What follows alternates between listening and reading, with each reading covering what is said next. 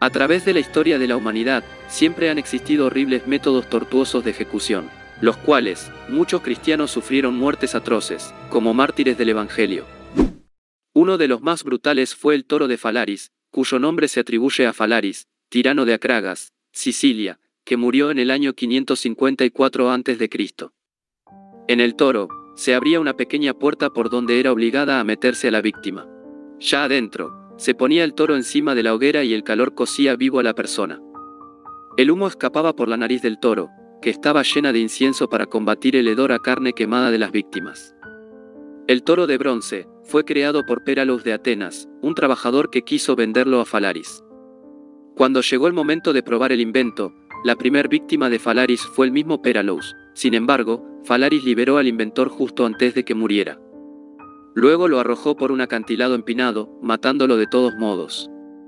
El escritor Luciano de Samosata afirma que Falaris reaccionó con tanta dureza ante Perilos, porque odiaba la idea de una crueldad tan ingeniosa, y por eso prometió castigar a su inventor.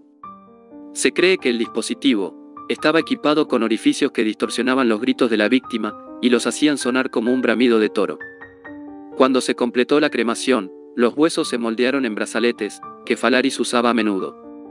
Cuando la ciudad cayó en el 554 a.C., Falaris fue derrocado, y al final terminó muriendo dentro del toro.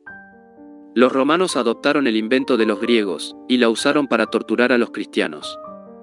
Antipas, obispo de Pérgamo, fue el caso más renombrado que tenemos acerca de una de las víctimas que asesinaron en el toro de Falaris.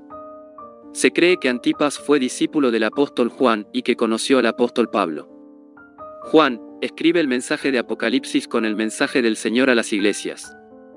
En ella, y durante el mensaje a la iglesia de Pérgamo, el Señor reconoce a Antipas como su testigo fiel.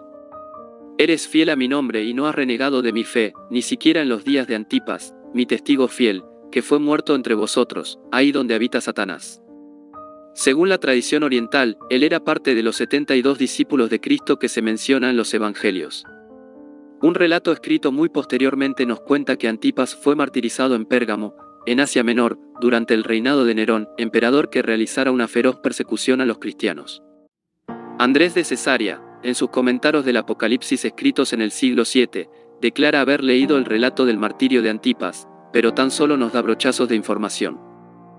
De acuerdo a este relato, Antipas, ya de avanzada edad, fue arrestado tras un levantamiento popular y llevado ante el tribunal del prefecto de la ciudad.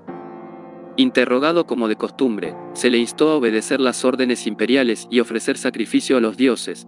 Por su negativa fue arrastrado hasta el templo de Diana y encerrado en un toro de bronce, que puesto al fuego tomaba un intenso brillo incandescente.